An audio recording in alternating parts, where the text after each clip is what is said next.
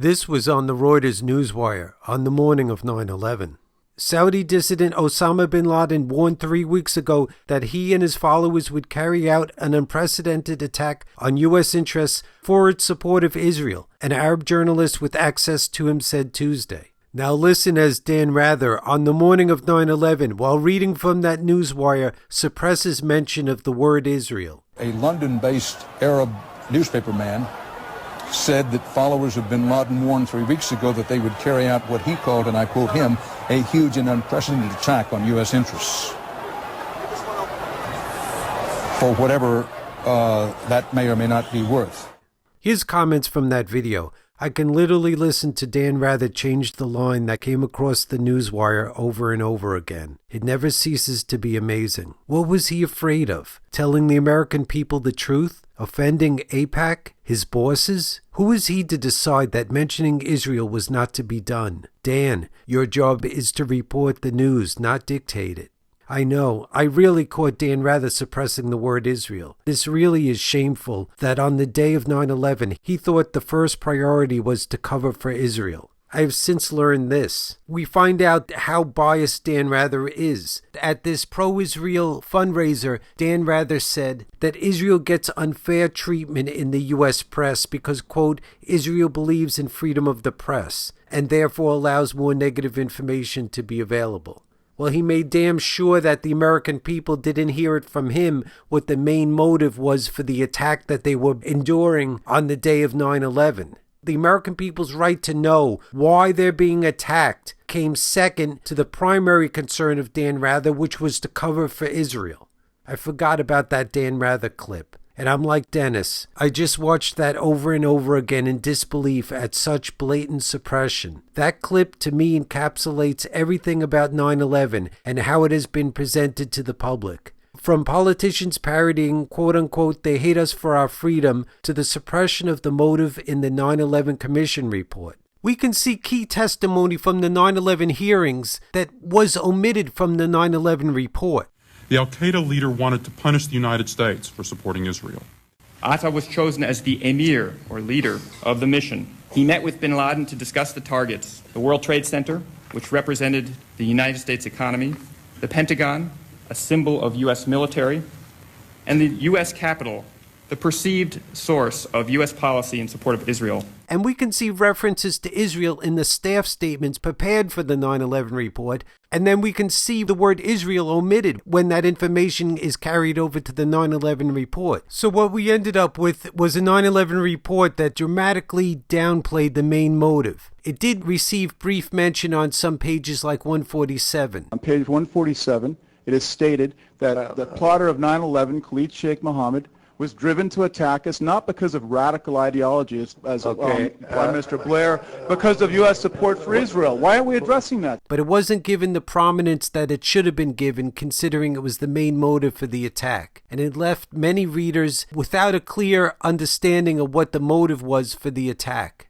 And we know why, because the two top commissioners of the 9/11 Commission admitted in a book they wrote after the 9/11 Commission report that their concern was whether the U.S. public would reassess the policy of supporting Israel. This was sensitive ground, Hamilton and Keene say in their new book, Without Precedent, The Inside Story of the 9/11 Commission. And some commissioners worried, quote, listing U.S. support of Israel as a root cause of al-Qaeda's opposition to the United States indicated that the United States should reassess that policy. Those are just weasel words to evade responsibility for reporting clearly the main motive for the attack. You hear the word sensitive thrown around a lot by apologists for U.S. foreign policy of supporting Israel. It's bad enough that the powers that be put us at risk of getting attacked for supporting such horrible policies. But to suppress the fact that it's those policies which are motivating the attacks so that the American people don't have the opportunity to decide for themselves if we want to put ourselves at risk for those policies is outrageous.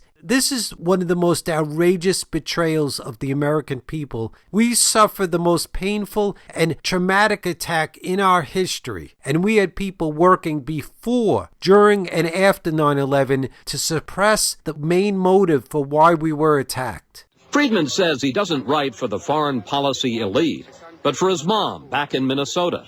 and all the other people trying to make sense of what's going on in the world. I do not get up in the morning, look in the mirror and say, wow, I am so powerful.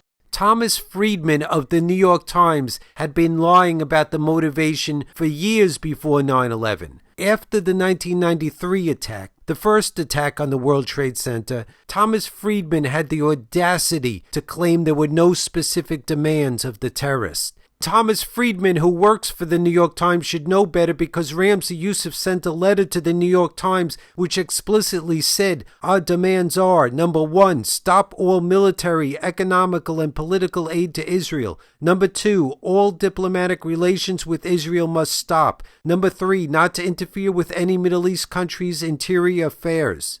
And meanwhile, Thomas Friedman had the audacity to claim there were no specific demands. He did so, obviously, to cover for Israel, just like most of the media has been doing. And then after 9/11, he had the audacity to claim that Osama bin Laden never mentioned Palestine until after 9/11. That's such an outrageous, over-the-top lie. And the elites love that lie. Anderson Cooper, for example, even after reading a book by Peter Bergen which exposed Thomas Friedman's canard, in the interview with the author of the book exposing the canard, repeats the canard. After reading the book, Anderson Cooper repeats the lie during the interview with the author. And then the author had to correct Anderson Cooper and explain, well, no, Osama bin Laden has always been interested in the Palestinian issue.